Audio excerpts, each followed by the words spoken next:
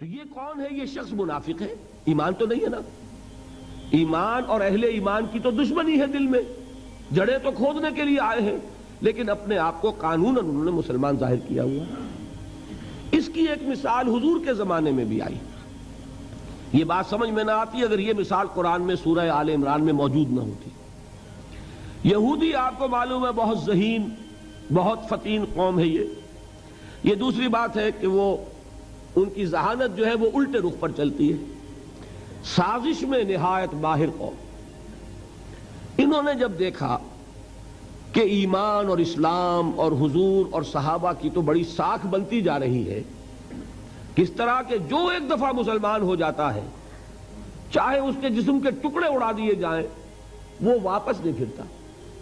اب اس سے بن رہی ہے کہ نہیں ساکھ کہ واقعتاً کوئی لذت ایسی ہے، لذت عبادہ نہ دانی بخدا تا نہ چشی، یہ کوئی ایسی لذت ہے کہ جو چکھنے ہی سے تعلق رکھتی ہے، ورنہ سوچئے انسان کو جان بہت عزیز ہے۔ اب میں نے کل جو آپ کو بتایا حضرت سمیہ نے کیسے جان دی، حضرت یاسر نے کیسے جان دی رضی اللہ تعالی عنہما، حضرت بلال نے کیسی سختیاں جھیلی، حضرت خباب بن الارت نے کیسی سختیاں جھیلی۔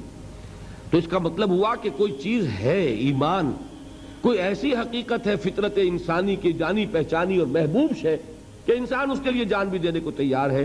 تو یہ ساکھ کس شے کی بن رہی ہے؟ ایمان کی۔ انہوں نے کہا ٹھیک ہے، اس ساکھ کو ختم کرنے کے لیے ایک تدبیر کرو، صبح کے وقت ایمان کا اعلان کر دو، بھائی ہم بھی ایمان لے آئے۔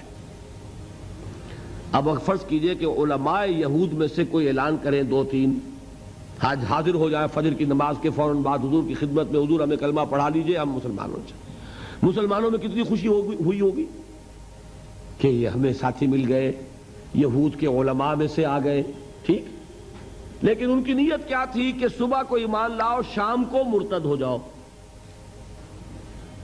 اس سے یقیناً لوگ سوچیں گے کہ تو بڑے فرشتہ سیرت لوگ تھے، بڑے اچھے ارادوں سے آئے تھے، بھائی یہ قریب رہے۔ اور میں یہ سمجھتا ہوں قرآن میں تو یہ الفاظ نہیں ہے، لیکن میں ایک اندازہ کر رہا ہوں کہ وہ دن بھر ضرور حضور کے قریب ترین رہے ہوں گے اپنی اس سازش کے اندر اثر پیدا کرنے کے لیے کہ یہ جو اتنی دیر حضور کی صحبت انہوں نے اختیار کی، ظہر تک بیٹھے رہے، پھر عصر کے فوراً بعد آ گئے تھے، یہ تو کوئی نہ کوئی خرابی دیکھی ہوگی نا آخر جو واپس گئے، تو کسی نہ کسی کے دل میں تو ایک دغدغہ پیدا کر دیں گے کہ نہیں۔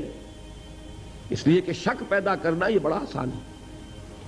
یہ تدبیر انہوں نے کی، یہ الفاظ سورہ آل عمران میں موجود ہے، وَقَالَتْ طَائِفَةٌ مِّنْ أَهْلِ الْكِتَابِ، اہل کتاب کے گروہ نے یہ کہا، یہ طے کیا، آمنوا بالذی انزل علی الذین آمنوا وجہ النہار، اہل ایمان پر جو چیز نازل ہوئی ہے یعنی قرآن پر ایمان لاؤ صبح کے وقت۔ قرآن پر ایمان لانے کے معنی کیا؟ حضور پر ایمان، حضور کی نبوت و رسالت کو تسلیم کر لیا۔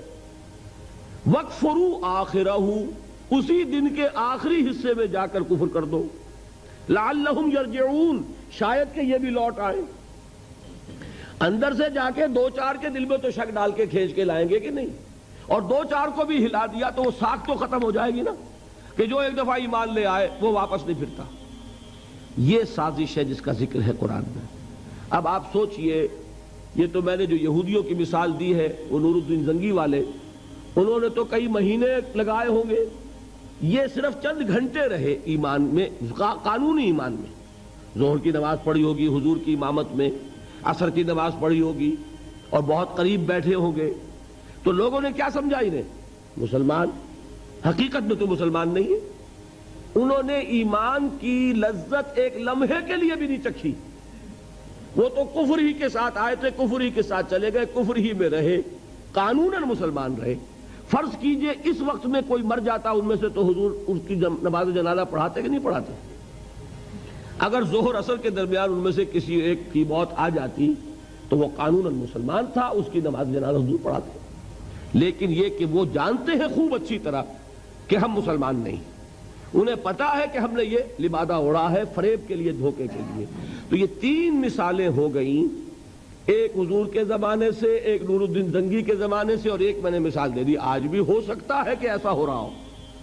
تو یہ کیا ہے؟ یہ شعوری نفاق ہے، ارادی نفاق ہے، اس کو وہ شخص خود جانتا ہے کہ میں منافق ہوں، میں مسلمان نہیں ہوں، میں مومن نہیں ہوں، تو یہ تو ہوا شعوری نفاق یا ارادی نفاق۔